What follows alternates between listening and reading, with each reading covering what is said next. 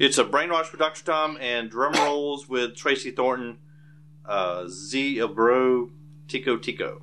Tico Tico is another choro. And this is actually, I recorded this song on my last CD. This is a very popular song that I've heard a couple of steel bands play in Trinidad, some of the smaller bands. And I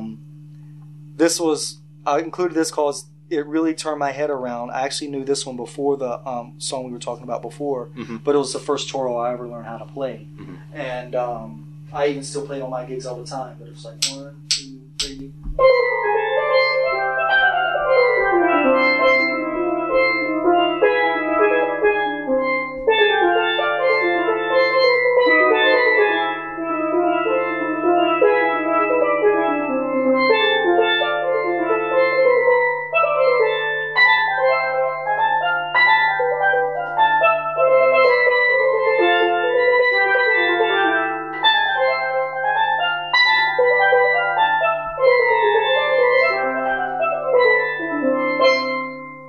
As you can see, like the other one, it takes a lot of dexterity. It's a lot of notes, and that's the kind of music that just really turns me on. And so that's pretty much self-explanatory on that one. Okay, it's Brainwash with Dr. Tom and drum rolls with Tracy Thornton. Jane's Addiction, Jane Says. Well, I have to include this one. For years, Jane's Addiction was my was my favorite band. I was one of the fans before they made it. I knew about them before. Going on their the record. EPs. Anyway. But they were such an influence on me, not only lyrically, but musically. And Jane Says actually isn't one of my favorite songs of theirs, but it was when I heard the steel pans in the background is what... I was in the same type of band. I was like, I've got to have one of those. It got me to go out and find a steel drum. And so I had to include that. I like to say that steel pan was turned on to me by Sesame Street when I was actually a young kid. But it was actually Jane Says that really got me to... I really want one of those. Let me play a couple of notes and see where it takes me. And so that was pretty much probably the first step of the path that I'm on now. So, but it's a great song, of course. But for the time for them doing something like that, it was really kind of groundbreaking. And I guess you could say I tried to jump on the bandwagon, but then I just ended up going in a totally different direction with it. So, but yeah, I had to include that one. Yes, Brainwash with Dr. Tom and drum rolls with Tracy Thornton. Jane's Addiction, Summertime Rolls. Yeah, we're on our little Jane's Addiction kick right now. I just love this song just for the euphoria of it. Not really anything drumming. I just love the tune. It's one of my favorite songs of all time. Just the euphoria, just the way it built up. I mean, if anyone knows the tune, you know what I'm talking about. That song didn't do anything for me really in career change or anything like that. It's just kind of like every little thing she does is magic. It's just one of my favorite songs. But just the euphoria of it, the way it builds, and the explosion of it, instead of like verse, chorus, chorus.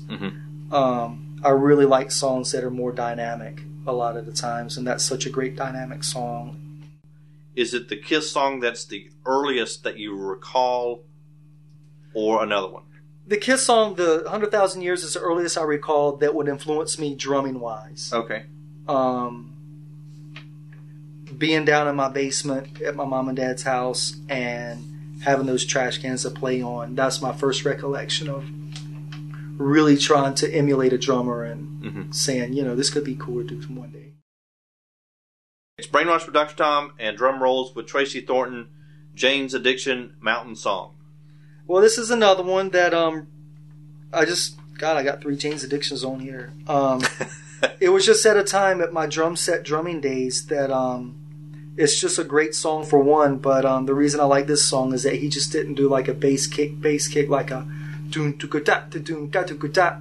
He could have done something like that with it, but instead he elected to do like a tribal thing on his toms, which was really unheard of, other than like Wipeout or like some I Want Candy, with the Bo Diddley thing.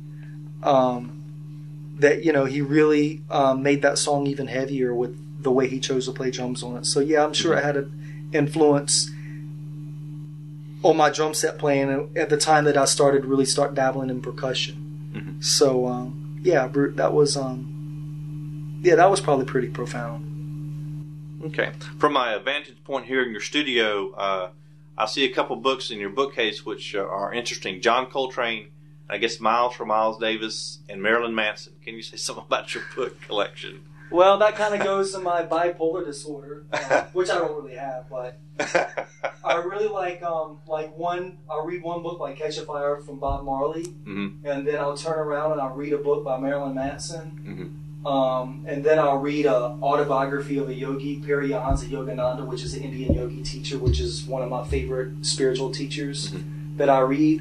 And then on the other hand, after that book's done, I might read Do What Thou Wilt, Aleister Crowley. Mm-hmm. And then of course I have like lots of spiritual books up there, but I really like reading about artists and people I admire, like Coach Dean Smith, mm-hmm. Of course Miles Davis, which I never really got into his music, but his life's pretty incredible. Mm-hmm.